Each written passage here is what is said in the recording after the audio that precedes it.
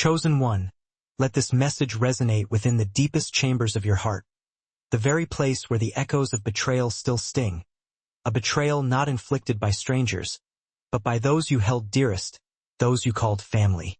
Have you ever found yourself wrestling with the question, why did the people I loved the most inflict the deepest wounds? If this resonates with you, then know that this message is specifically for you. This isn't mere chance. It's a prophetic affirmation that your life is unfolding with striking parallels to the story of Joseph, and God hasn't overlooked a single detail of your journey. You've been misunderstood, ridiculed, ostracized, and falsely accused, relegated to the sidelines as if your existence held no significance. But rest assured, God has witnessed it all. More than that, He allowed it, for He is meticulously shaping something extraordinary within you. Just as with Joseph, your rejection served as your redirection. The very experiences that shattered you have given birth to your true potential. And the same family that once couldn't bear your radiance will one day stand in awe of your ascension. Don't simply scroll past this message. Don't disregard the stirring within your spirit. You are a Joseph in this generation, chosen for a divine purpose, but the price of that calling has been betrayal. And know that you are not alone. This message will illuminate the depths of your pain, reveal the underlying patterns, and remind you that your destiny remains intact. Comment for 144. If this message already resonates with you. If your spirit recognizes this as your story, then comment, I am Joseph. And if your heart tells you this is for someone you know, subscribe to Rise of the Chosen, tap the bell icon, and share this with someone whose own family has broken them. Let's delve into the Joseph blueprint, a destiny forged in the fires of rejection. If your life has been characterized by rejection, jealousy, betrayal, and abandonment, especially at the hands of your own family, know that you are not cursed. You are called. Your journey hasn't been a random series of events.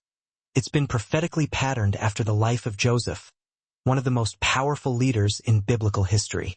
His life serves as a divine blueprint for the chosen ones, those born to lead but shaped through suffering. Joseph wasn't merely rejected. He was rejected by his own brothers, the very individuals who should have been his protectors, celebrating his dreams and nurturing his future. Instead, they conspired to destroy him, driven by jealousy and fear of his dreams, his vision, and the undeniable favor that rested upon his life. If this narrative feels eerily familiar, it's because you are walking in the same anointing. Before Joseph ever set foot in Pharaoh's palace, he was cast into a pit. Before he donned royal garments, he wore the chains of imprisonment. Before he provided sustenance to a nation, he was starved of love, loyalty, and belonging. And this is the pattern God employs with his most strategic vessels.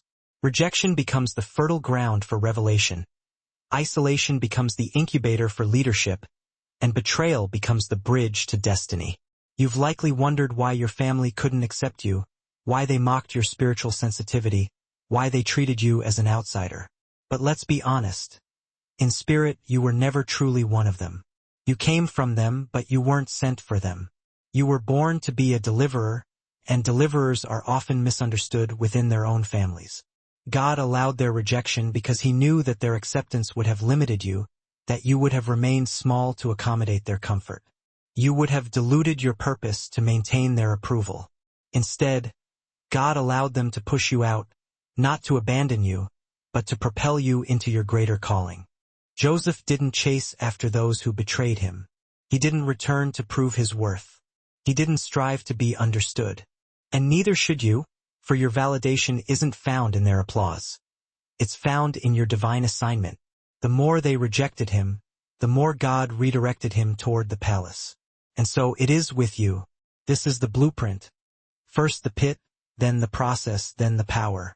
However, many chosen ones become trapped in the pit of pain, failing to realize that their experiences are the very evidence of who they are becoming. God didn't allow your story to fall apart. He was allowing it to fall into place. But you had to endure the rejection to awaken the resilience within you. Joseph was never ordinary, and neither are you. His dreams weren't random. They were prophetic glimpses of his future position. And your dreams, your vision, your sensitivity, they aren't mere figments of your imagination. They are your destiny speaking, heaven reminding you that you were born to rise. But rise for what purpose? Joseph didn't ascend for his own glory. He was elevated because God needed a vessel with sufficient character, humility, and wisdom to save a generation. And that's why you had to be broken first, because only a broken vessel can be entrusted to carry glory. Pride would have ruined you, validation would have blinded you, and comfort would have ensnared you. But pain made you ready. Chosen one, examine your life anew. Consider every instance of rejection, every false accusation, every broken relationship. These weren't the enemy sabotaging your life. These were God allowing you to be forged like Joseph. He didn't prevent the betrayal because the betrayal was the genesis. The pit wasn't punishment. It was positioning. The rejection wasn't random. It was revelation. For once Joseph ascended to the palace, the same brothers who had attempted to kill him were compelled to bow before him, not in worship, but to receive life through him. And the time is approaching when those who rejected you will witness the glory God bestows upon your life, not because you seek revenge, but because God orchestrates full-circle stories. So, yes, your destiny is written like Joseph's. It commenced in pain, it continued through rejection, but it culminates in elevation for a purpose far exceeding your own healing. Culminates in impact, authority, and legacy. Your name is inscribed in heaven as one who will gather, preserve, and lead. And the rejection you faced is not the end. It's the prophecy, and it's coming to pass.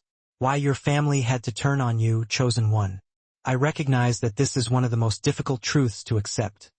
That the very people you loved, honored, and trusted the most were the ones who inflicted the deepest wounds, and not by accident. Some did so intentionally, through their words, their silence, their jealousy, or their outright rejection. You've strived to understand it, to reconcile with it, even blaming yourself at times. But here is the truth your spirit needs to hear. They had to turn on you because you were set apart. Yes, it caused pain. Yes, it felt personal. But in the spiritual realm, it was prophetic. Just like Joseph, you carry something that your family couldn't comprehend. They didn't so much reject you as they rejected the weight of your calling. They sensed something within you. The dream, the favor, the light, the wisdom. And instead of nurturing it, they feared it, they competed with it, they attempted to extinguish it, not because they were inherently evil, but because they weren't assigned to carry what you carry. God allowed it because if they hadn't turned on you, you wouldn't have left. You would have remained in a space that couldn't sustain your destiny. You would have continued shrinking to gain acceptance, concealing your depth to appear normal, and walking in circles to maintain connection. So God allowed the tension to escalate, He allowed the loyalty to fracture, He allowed the separation to occur, because if you didn't walk away, He knew they would push you, and both paths would lead to the same outcome, your release. This is the uncomfortable truth. God will permit betrayal to birth your becoming. Those who turned on you were integral to the process. Their rejection wasn't an interruption to your destiny.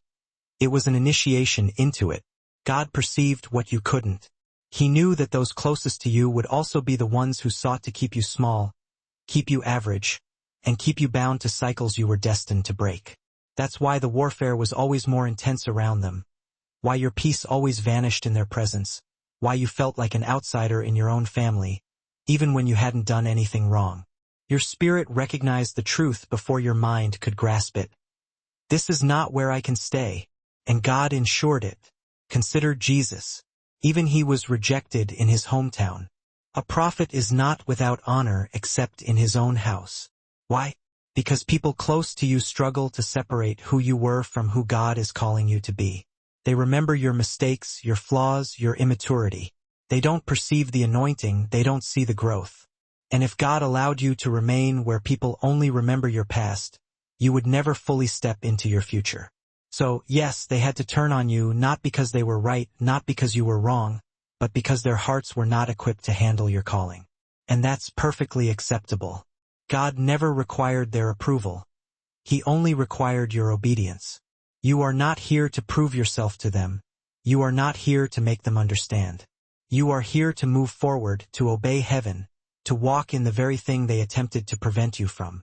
And no, this isn't about bitterness. This isn't about revenge. This is about understanding. When you comprehend that their rejection was part of God's protection, you release the burden of needing them to apologize. You cease rehearsing their actions, you cease looking back for closure, because now you realize that God was separating you to preserve you. Joseph's brothers didn't just betray him. They were used by God to propel him into a process that would ultimately elevate him above the very ones who hurt him. And yet, when Joseph finally encountered them again, he didn't flaunt their betrayal in their faces. He declared, "You meant it for evil, but God meant it for good." That's the kind of clarity that only arises through pain, and it's the kind of clarity you're stepping into now. You were not rejected because you were unworthy. You were rejected because you were too worthy to remain where you were. You were not broken because you were weak. You were broken because you were being reshaped for purpose. So, cease mourning those who didn't stay. Cease chasing after what God removed. Cease asking, "Why did they treat me like that?" Instead, proclaim this: "Thank you, God, for using what hurt me to lead me into who I truly am." Chosen one, you've been betrayed, but not buried. You've been cast out, but never canceled. You've been pushed down, but now you are being pulled up. They had to turn on you, but now God is turning it all for your good. God uses betrayal as a launchpad. Chosen one, the very thing that sought to break you is the same thing God is using to launch you. What the enemy intended to silence you, shame you, or sabotage your calling is actually being transformed by heaven into the fuel for your elevation. And here's the truth that most people are hesitant to admit. Without the betrayal, you never would have arrived here. Let that truth resonate within you. The betrayal wasn't a detour. It was the doorway. It was the precise tool God employed to shake you out of complacency and thrust you headfirst into your purpose. Just like Joseph, you would have never reached the palace if you hadn't first been betrayed and thrown into a pit. God allowed the betrayal not to destroy you, but to reveal what resided within you. Resilience, authority, faith, character, and strength. The kind that only emerges from having your heart ripped open and yet still choosing to stand with integrity. You see, God uses betrayal as a separation tool. It severs you from the familiar so that he can position you for the unfamiliar, the new territory, the higher platform, the heavier anointing. If Joseph's brothers had accepted his dream, he would have remained with them. But God had nations awaiting him on the other side of his rejection. And in your life, it's no different. God is not in the business of wasting pain. Every betrayal you've encountered has been allowed for a kingdom purpose. Consider this: betrayal doesn't merely inflict pain. It exposes. It reveals who was never truly for you. It shows you who only loved the version of you that remained small, silent, and submissive to their dysfunction.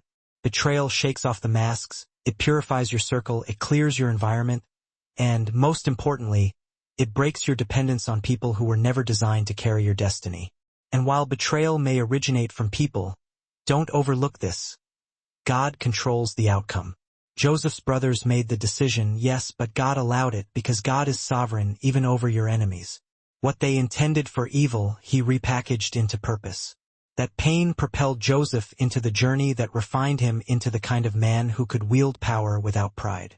And that's what betrayal does. It doesn't just launch you into position. It also strips you of the emotional baggage that would have ruined you later. You can't lead a nation with bitterness in your heart. You can't manage influence with unresolved wounds. You can't carry mantles while still craving people's validation. And so God used betrayal to break that off of you, not to harm you, but to prepare you for where you're going. And here's something else to consider: your anointing was always going to cost you something. Chosen ones aren't forged in safe, comfortable environments. They're forged in fire. And betrayal was your fire. Purified your motives. It humbled you. It made you run to God in a way that comfort never could. That loneliness, that anger, that rejection, that pain forced you into a depth that others will never know. And that depth is what makes your voice powerful. People are drawn to your words not because you've read a book or studied theology, but because you've lived it. You've survived what others couldn't. And that survival is your authority.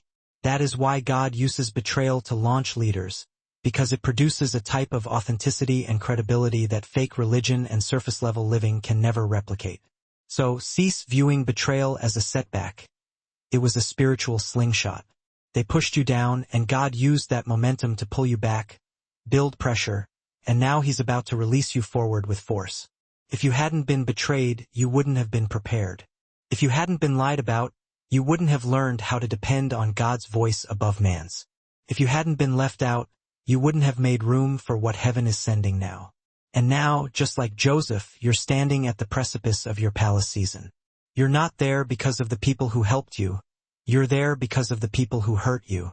They may never know it, but their betrayal was the very thing God used to launch you into your leadership, your authority, and your assignment. So instead of hating them, bless them. Instead of cursing the betrayal, thank God for using it.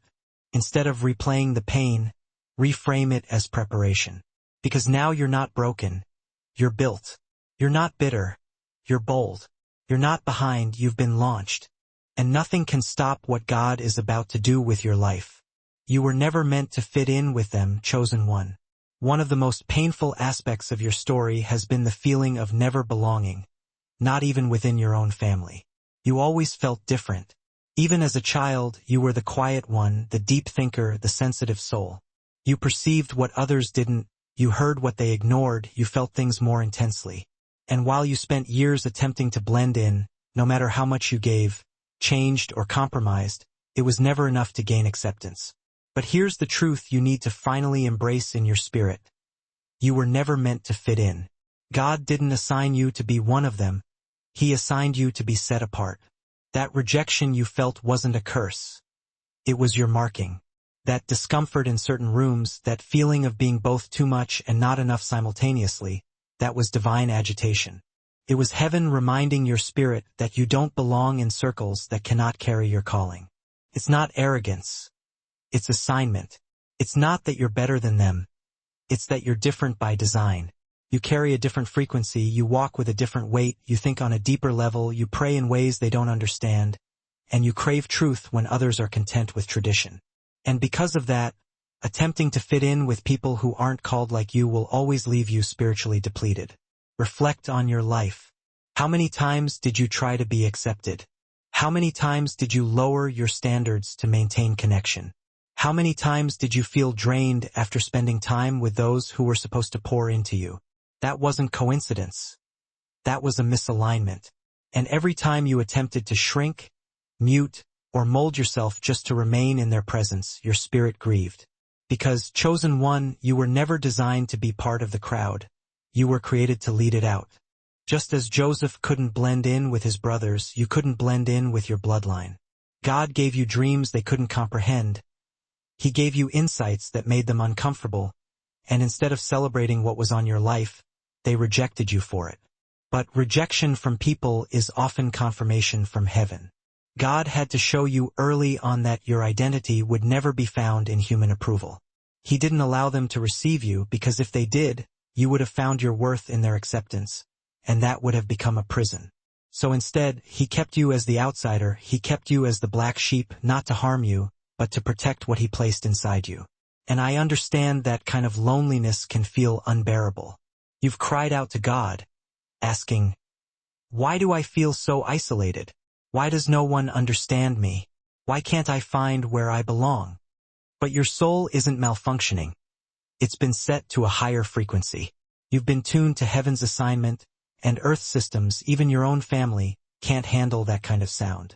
This is why certain conversations feel meaningless to you, why small talk exhausts you, why drama, gossip, and shallow living irritate your spirit.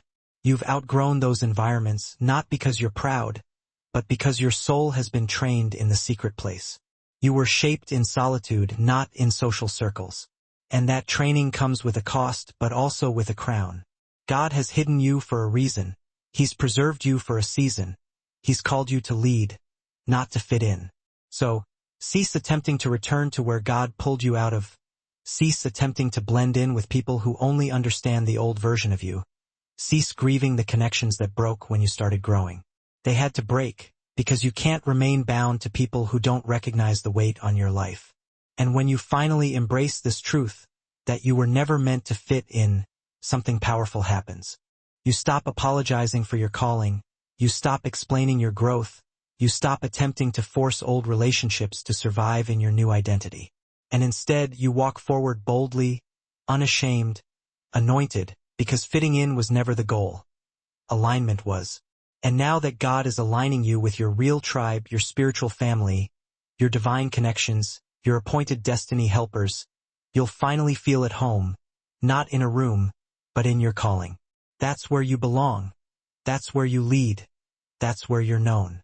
So, let go of the guilt, let go of the disappointment, let go of the desire to be accepted by people who were never built to carry you. You were not born to blend in.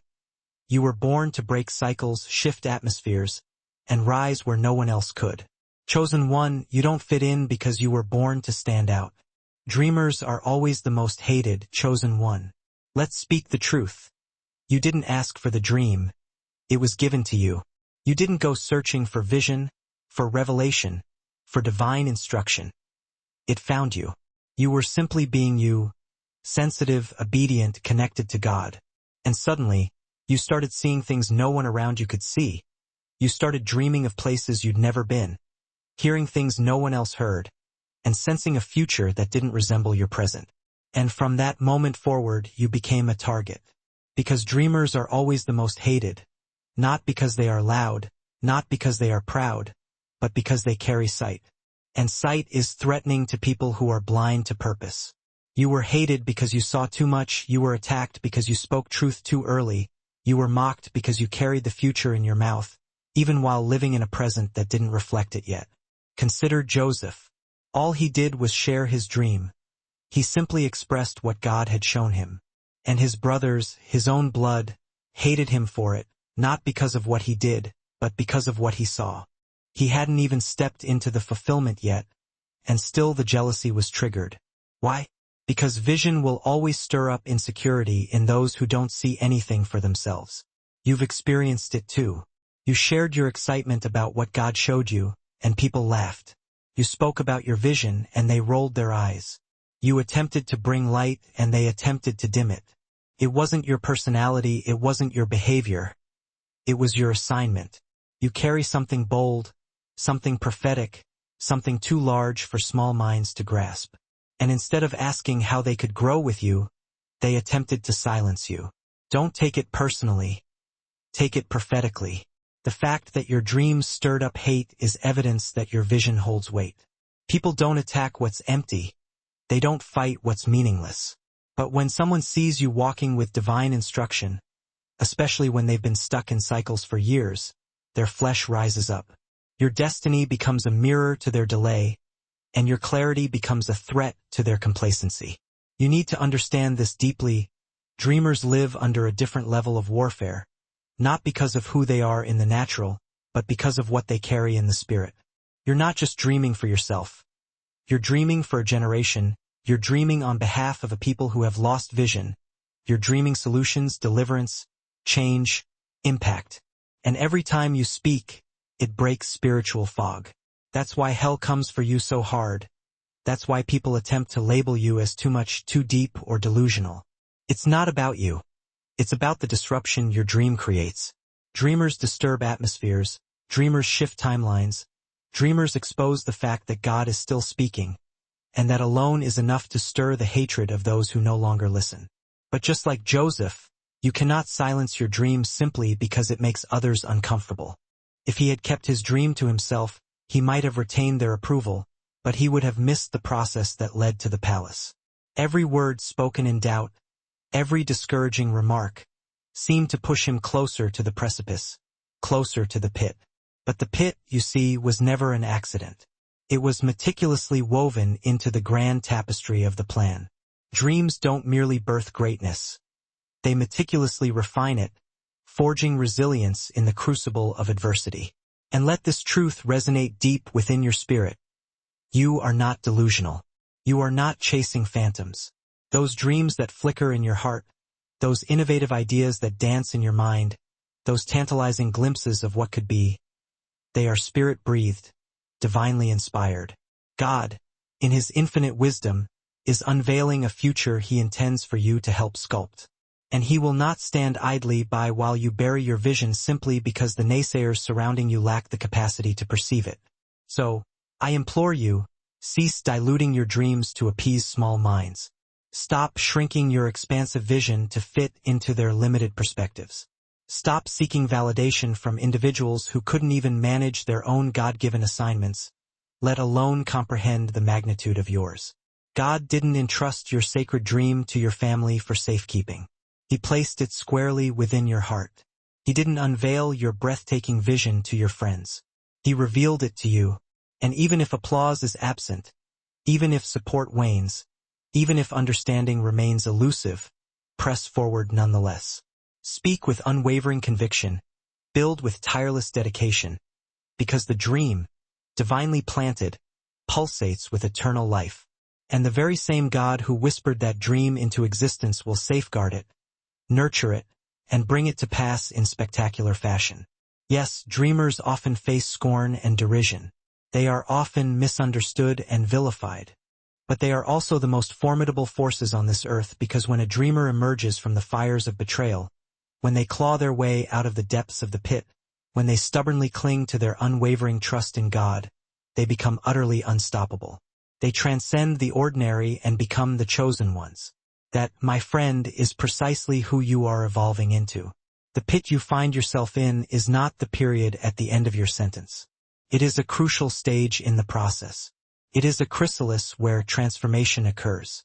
Remember, chosen one, that moment of agonizing betrayal, that soul-crushing moment when they cast you aside as if you were worthless, that isolating moment when you found yourself utterly alone, misunderstood, and abandoned, that was not your demise. That was your pit. And while the pit might feel like divine punishment, while it might appear as a catastrophic failure, while it might seem as though the world has forgotten your very existence, know this with absolute certainty. God has not. He sees you precisely where you are, and he remains sovereignly in control. Joseph, a man of unwavering faith and extraordinary vision, was callously thrown into a pit by the very individuals who should have been his staunch protectors, his loving brothers. Their rejection wasn't a mere disagreement. It was a brutal act of abandonment. They hurled him into the darkness and walked away, fully expecting that would be the last they ever heard of his audacious dreams.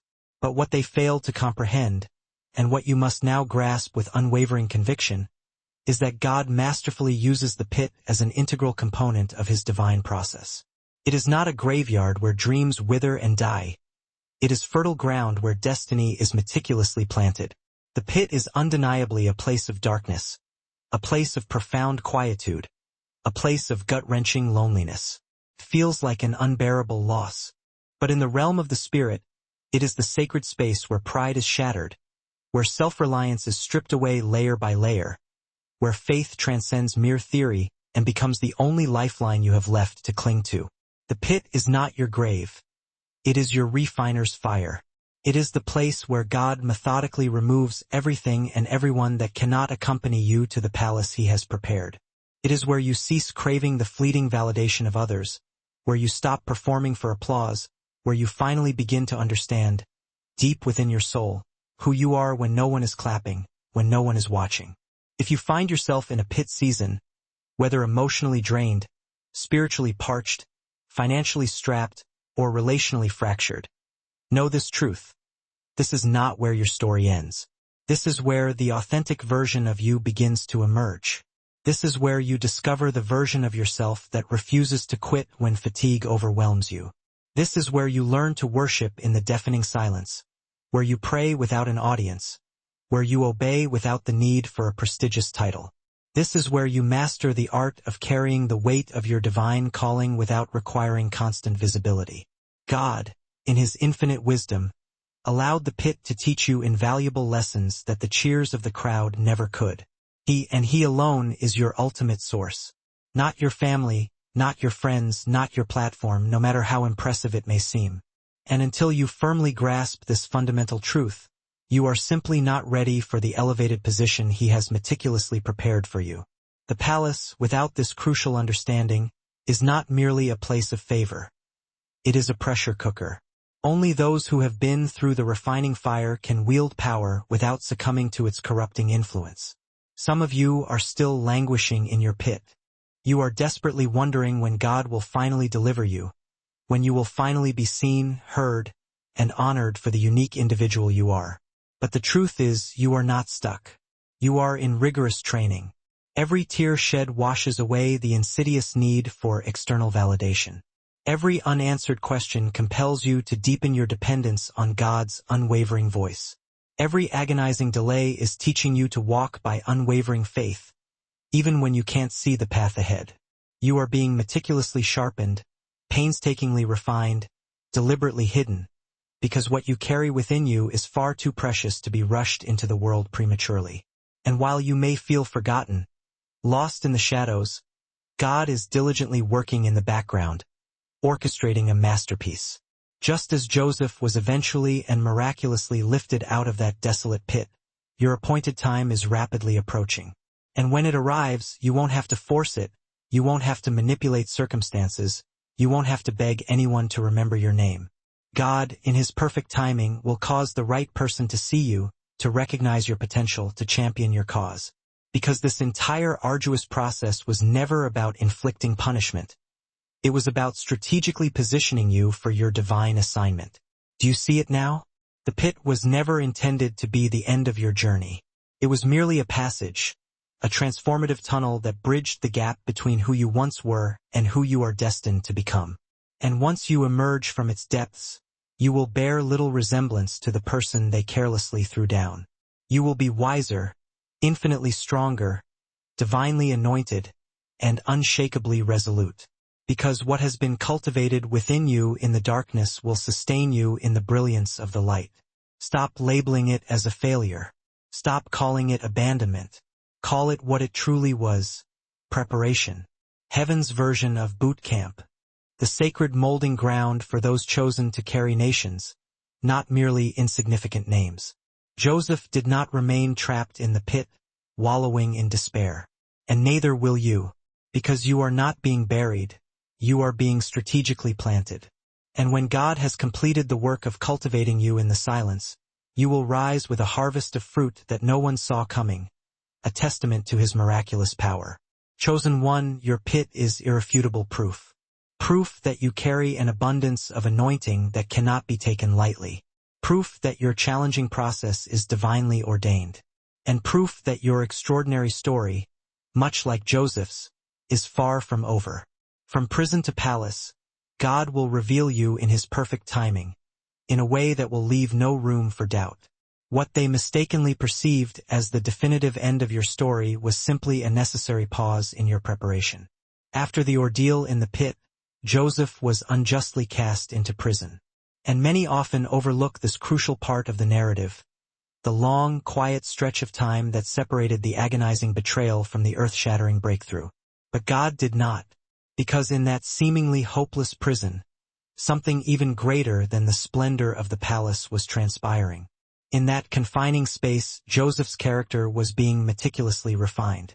His leadership skills were being honed, and his heart was being matured, preparing him for something far grander than his personal pain, a purpose that would ultimately preserve generations.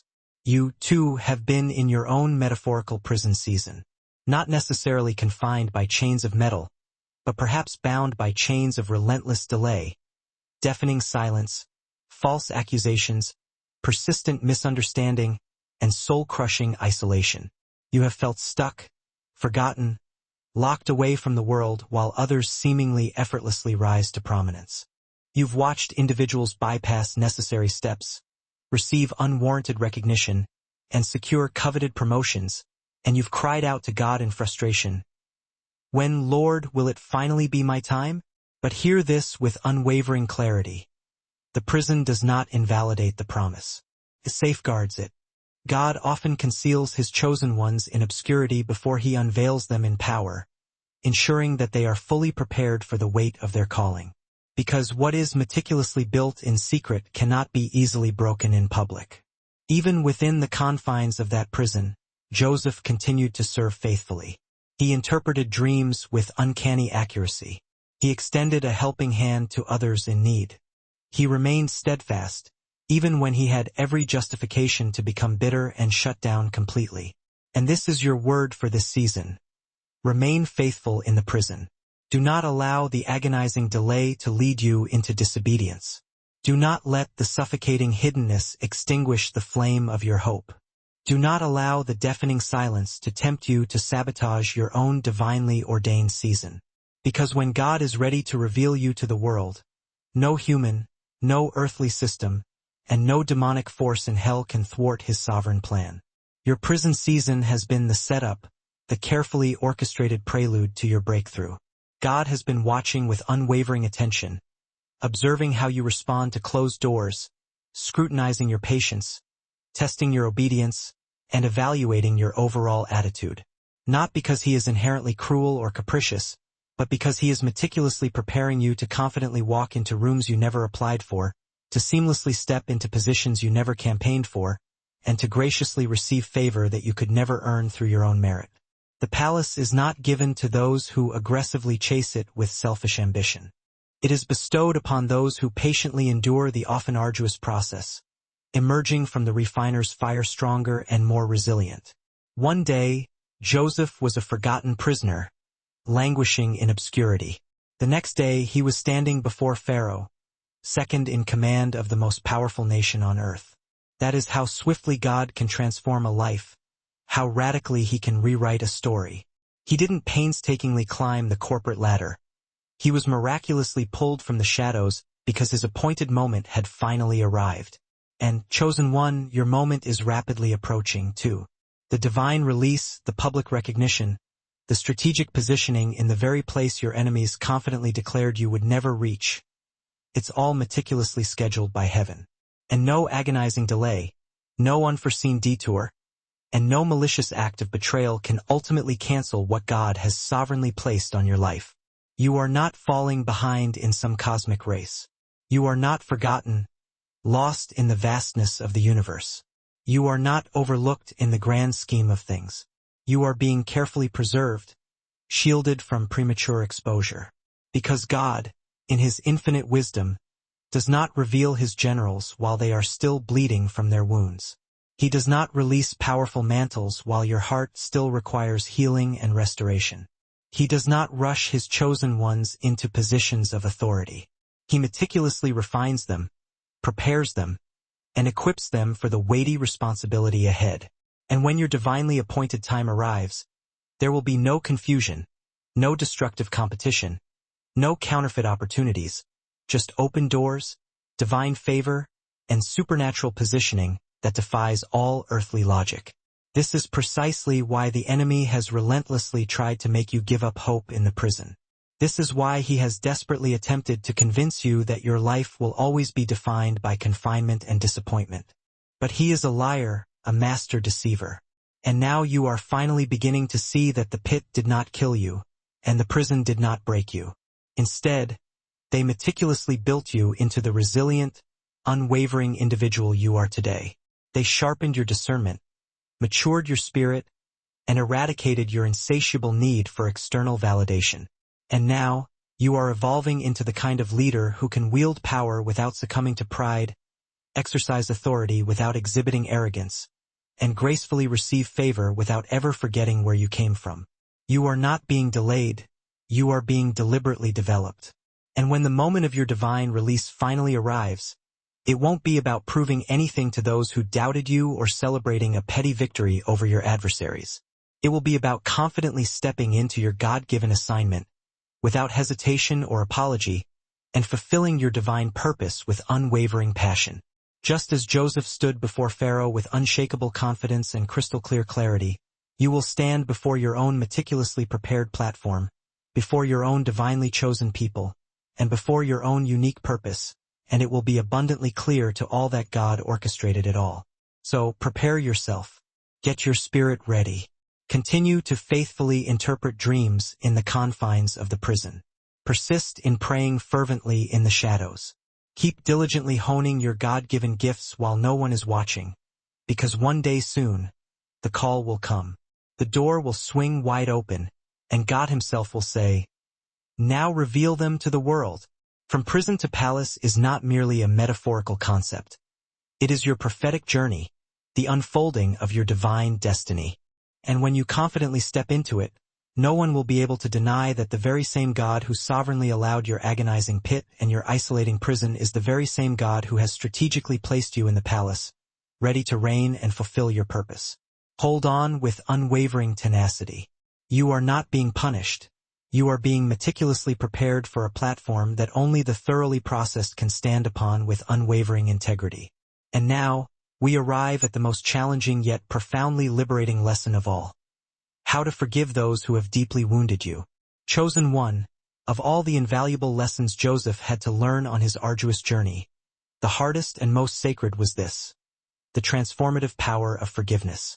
Not forgiveness extended to strangers, not forgiveness offered to enemies, but forgiveness extended to his own family, the very people who should have cherished him, the very people who should have protected him, the very people who had the power to shield him from harm but chose betrayal instead. And now, here you stand, carrying the same unbearable weight. You have been divinely anointed, uniquely gifted, set apart for greatness, but you have also been deeply wounded by the very people who were supposed to be your unwavering foundation. Perhaps it was a parent who relentlessly broke your spirit, a sibling who callously betrayed your trust, a relative who ruthlessly tried to silence your powerful voice. And even though years have passed, the excruciating pain still echoes in the chambers of your soul, a constant reminder of the injustice you endured. But hear this liberating truth, chosen one. You cannot effectively carry both the mantle of your divine calling and the crippling weight of bitterness. The precious oil you carry must flow through a clean vessel, free from the contamination of unforgiveness. And that means that at some point you will have to deliberately release the offense, not primarily for their sake but for your own. Joseph had every conceivable right to harbor anger and resentment. When his brothers reappeared in his life, hungry, desperate, and broken, he could have easily exacted revenge, making them suffer the same agonizing pain they inflicted upon him. But instead he wept, overcome with compassion. And when he finally revealed his true identity, he uttered words so profoundly powerful that they still reverberate through time. You meant it for evil, but God meant it for good. That is the unmistakable voice of a healed man, a man who has wrestled with his demons and emerged victorious. That is the eloquent language of someone who no longer needs revenge to feel validated. That is the authentic heart posture of a leader who deeply understands that their God-given purpose is infinitely bigger than their personal pain. And that is the place you must strive to arrive at, not overnight, not perfectly, but gradually, step by Spirit-led step, as you yield to the transformative power of grace. Because unforgiveness, even when seemingly justified, will inevitably contaminate your precious oil, distort your God-given vision, and cause you to lead from a wounded and vulnerable place instead of a whole and empowered one. And while your anger may feel righteous and justified in the present moment, it can slowly but surely morph into a spiritual blockage that limits your capacity to love unconditionally, lead effectively, and rise to your full potential. So, how do you forgive individuals who have never apologized for their actions, individuals who still stubbornly believe they were not in the wrong, individuals who slept peacefully while you cried in agonizing silence for years on end? You choose to forgive, not with your fickle emotions, but with your unwavering will, a deliberate act of obedience to God's higher calling. Forgiveness is not about denying the reality of what happened. It's not about minimizing the pain you endured or pretending that their actions didn't deeply wound you. Forgiveness is about bravely saying, I release you from my judgment so that I can walk fully and freely in what God has destined for me. I refuse to allow the crippling weight of the past to poison my promising future. Because, whether they ever ask for it or not, your healing and wholeness are ultimately your own responsibility, a sacred stewardship entrusted to you by God Himself. And when you stubbornly cling to the hurt, you inadvertently chain yourself to the very people and painful moments you are desperately trying to move beyond. Begin with honesty. Pour out your heart to God and tell Him the unvarnished truth. Tell Him about the consuming rage, the overwhelming confusion, the deep sense of injustice that gnaws at your soul. He can handle it. He is not asking you to skip over the pain or pretend it doesn't exist. He is simply asking you to give it to Him, to entrust him with the burden you were never meant to carry alone. Because only he can bear the weight of your pain without being contaminated by it. And only he can infuse you with the supernatural strength to do what seems humanly impossible.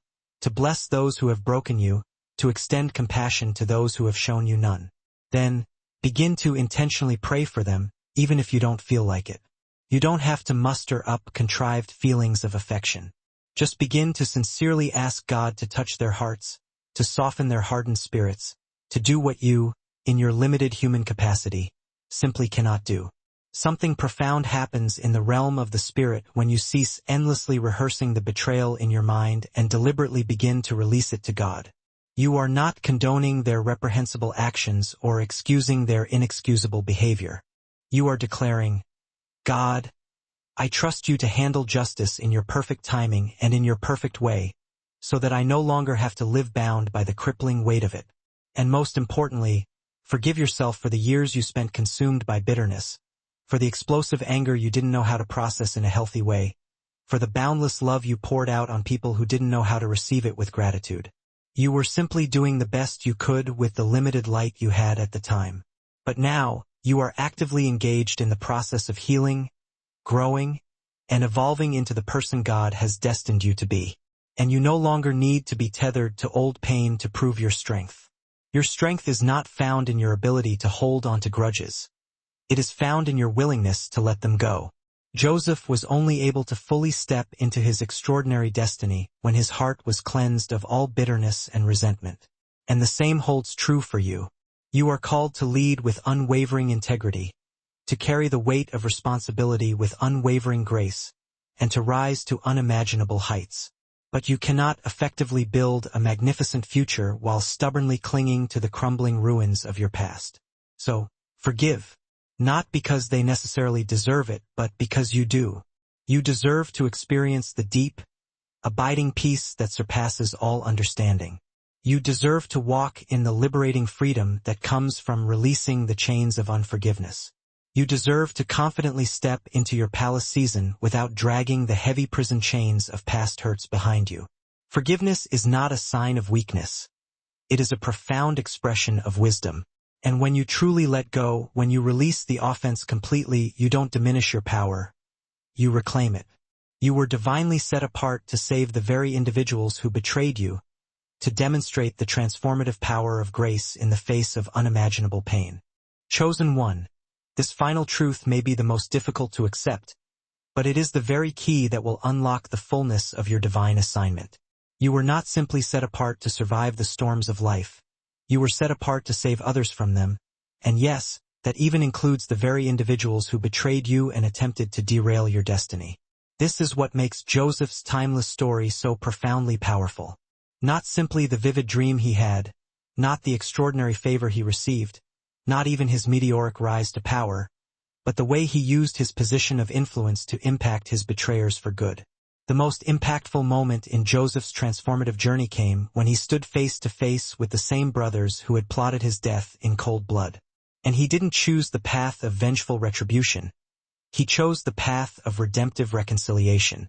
After years of agonizing separation, immense hardship, and suffocating hiddenness, Joseph had been elevated to a position where he could have easily crushed those who had crushed him, reducing them to nothing with a mere word. But instead, he graciously fed them, wept openly for them, and generously covered their shame. And through it all, he finally understood the profound why behind all the inexplicable pain he had endured. God sent me ahead of you, he declared, to preserve life. Chosen one, this is your reality as well. Everything you have endured, the agonizing betrayal, the stinging rejection, the soul-crushing isolation, the descent into the dark pit, the unjust imprisonment.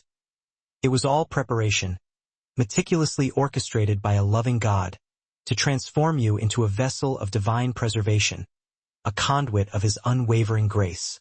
God allowed you to be broken so that he could entrust you with the immense responsibility of carrying the very ones who broke you, not because they necessarily deserve your mercy, but because you have been entrusted with divine maturity, the capacity to see beyond the surface and recognize the inherent worth in every human being. You are not on this earth to destroy them or seek revenge.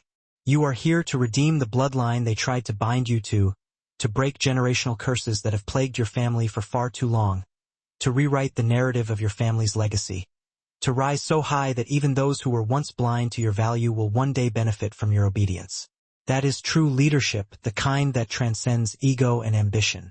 That is true favor, the kind that extends beyond personal gain. And that is precisely why the enemy has fought you so relentlessly, attempting to hinder your every step.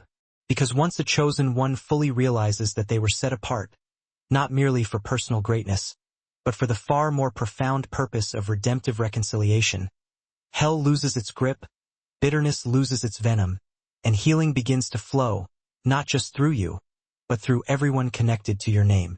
You are Joseph, a modern-day embodiment of his unwavering spirit. You were misunderstood so that you could carry profound wisdom. You were hated so that you could lead without the corrupting influence of ego. You were broken so that you could rise with unwavering compassion. And now God is declaring with unshakable authority, what they meant for evil, I am sovereignly using for good, not just for you, but for them as well. Chosen one, it's not about receiving praise or accolades.